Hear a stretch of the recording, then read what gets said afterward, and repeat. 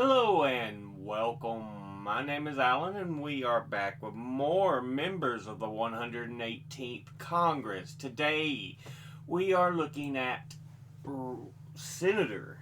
I was about to say Representative. We are looking at Senator Dan Sullivan, who is one of the two senators for the state of Alaska. He is a Republican. And before he took office, he was preceded in office by Mark Begich.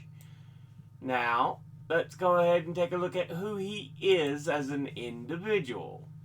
He was born in Fairview, Ohio on November the 13th, 1964. Graduated from Culver Military Academy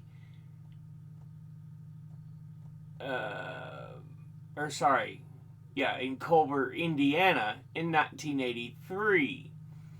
Earned a BA from Harvard University in 1987. Earned an MFS and a JD from Georgetown University in 1993. Was a member of the United States Marine Corps 1993 to 1997. Member of the United States Marine Corps Reserves 1997 to the present, attaining the rank of Lieutenant Colonel. He has been a lawyer, a White House aide and Director of National Security Council staff during the George W. Bush administration. Assistant U.S. Secretary of State for Economic, Energy, and Business Affairs 2006 to 2009. Attorney General of Alaska 2009 to 2010, Commissioner of the Alaska Department of Natural Resources 2010 to 2013, before being elected as a Republican to the U.S. Senate in 2014 and re-elected in 2020 for the term ending January 3rd, 2027. Now, let's go ahead and look at the committees he is on. He is on the Committee on Armed Services, of which he's on the Subcommittee on Personnel, the Subcommittee on Readiness and Management Support, of which he's a ranking member, and the Subcommittee on Sea Power. He's on the Committee on Commerce, Science, and Transportation, of which he's on the Subcommittee on Aviation Safety, Operations, and Innovation, the Subcommittee on Communications, Media, and Broadband, the Subcommittee on Consumer Protections, Product Safety, and Data Security, the Subcommittee on Chemical Safety, Waste Management, Environmental Justice, and Regulatory Oversight, and the Subcommittee on Oceans, Fisheries, Climate Change, and Manufacturing, of which he's a ranking member. He is on the Committee on Environment and Public Works, of which he's on the Subcommittee on Chemical Safety. He's on the Subcommittee on Clean Air, Climate, and Nuclear Safety, and the Subcommittee on Fisheries, Water, and Wildlife. And finally, he's on the Committee on Veterans Affairs. Yeah, I had confusion there because they tried to put one subcommittee under the one committee, and on another source I have, it's under a different committee, so it was kind of baffling me there. Anyway, let's go ahead and look at the top 5 industry donors over his career. At the top, we have Securities and Investment, who have donated $2,591,899. Next is Retired, who have donated $2,016,010. Next is Oil and Gas, who have donated $953,213. Next is Real Estate, who have donated $951,795. And fifth is leadership PACs, who have donated $934,721. Now, let's go ahead and look at his top 5 individual donors and contributors over his career. At the top, number 1, we have Club for Growth. They are a 501c4 fiscally conservative organization active in the U.S. with an agenda on tax cuts and economic policy issues, whose largest funders are billionaires Jeff Yass and Richard Uihlein. The club has 2 political arms, Club for Growth PAC, or Traditional Political Action Committee, and Club for Growth Action, an independent expenditure-only committee, or Super PAC.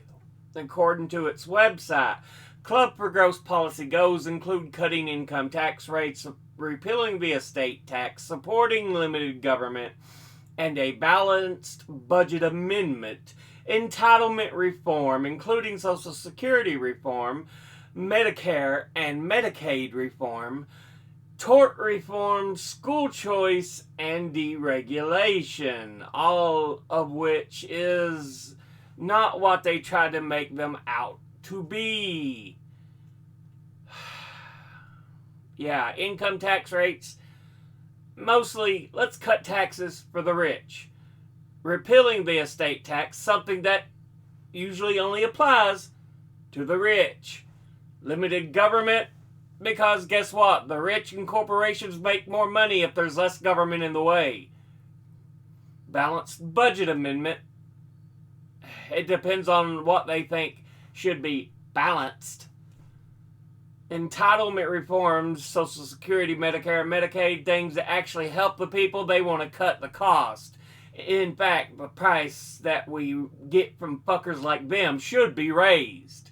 Tort reform, yeah, that's the ability to sue them in certain instances for certain things. School choice, private voucher schools, in other words, take money from public schools is what they're wanting to do.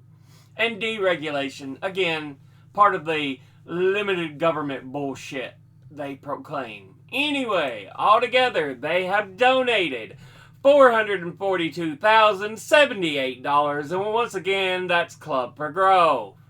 Next, at number 2, we have RPM International, an American multinational company with subsidiaries that manufacture and market specialty coatings, sealants, and building materials. Industrial brands include Trimco, Carboline, Universal Sealants, Stannard, RPM/Belgium, UCO, Dayglow, and Drive It. RPM's consumer products are used by professionals and do-it-yourselfers for home maintenance and improvement, and by hobbyists. Consumer brands include Zinsser, Rust-Oleum, DAP, Varathane, Mean Green, Crud Cutter, Concrobium, Modex, and Testors. They are headquartered in Medina, Ohio, and have approximately 17,300 employees and operate 121 manufacturing facilities around the world. Its products are sold in 170 countries and territories.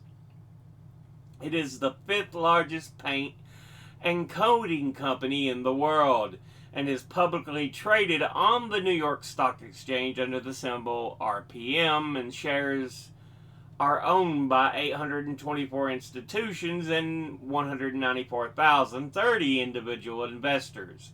It ranks among the top 200 in total shares held by Better Investing investment clubs. RPM has increased its cash dividend paid to stockholders for 48 consecutive years.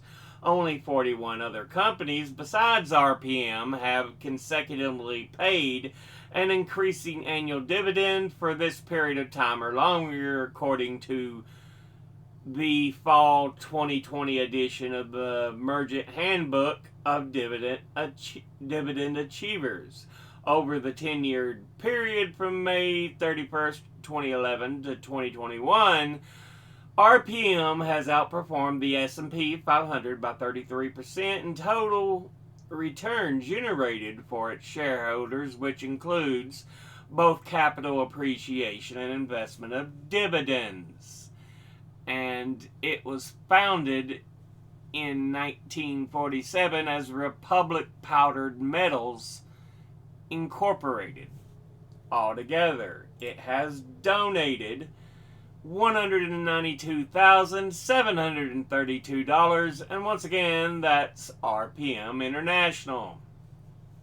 Next, at number 3, we have Elliott Management. They are an American investment management firm and one of the largest activist funds in the world, and it is the management affiliate of American hedge funds Elliott Associates and Elliott International Limited. The Elliott Corporation was founded by Paul Singer, who is the CEO of the management company based in New York City. As of the first quarter of 2015, Elliott's portfolio is worth over $8 billion. By 2009, over a third of Elliott's portfolio was concentrated in distressed securities, typically in the debt of bankrupt or near bankrupt companies. In October 2020, Singer announced that his firm was relocating its headquarters to West Palm Beach, Florida. Altogether, it has donated $173,500, and once again, that's Elliott Management. Next, at number 4, we have Goldman Sachs, and they are an American multinational investment bank and financial services company that was founded in 1869 and headquartered in Lower Manhattan in New York City, with regional headquarters in many international financial centers. Goldman Sachs is the second largest investment bank in the world by revenue and ranked 55th on the Fortune 500 list of the largest U.S. corporations by total revenue. In the Forbes Global 2000 of 2024, Goldman Sachs ranks 23rd. It is considered a systemically important financial institution by the Financial Stability Board. Altogether, it has donated $118,700, and once again, that's Goldman Sachs. Finally, in 5th, we have Trident Seafoods. It is the largest seafood company in the U.S., harvesting primarily wild-caught seafood in Alaska. Trident manages a network of catcher and catcher processor vessels and processing plants across 12 coastal locations in Alaska.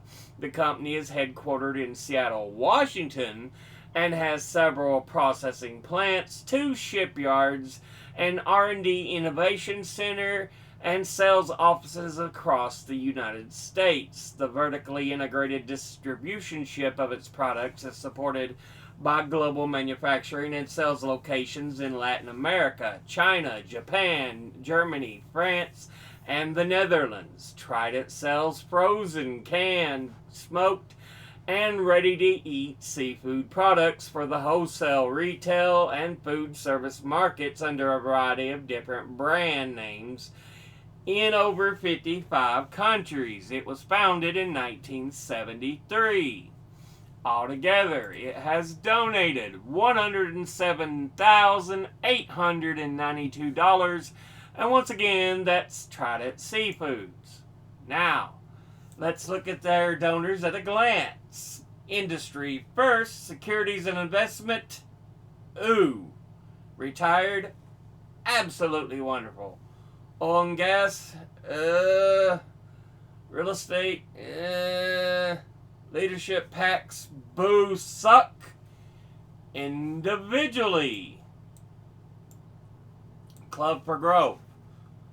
Ooh. RPM International. Okay. Elliott Management. Goldman Sachs. Ooh. Trident Seafoods. Okay.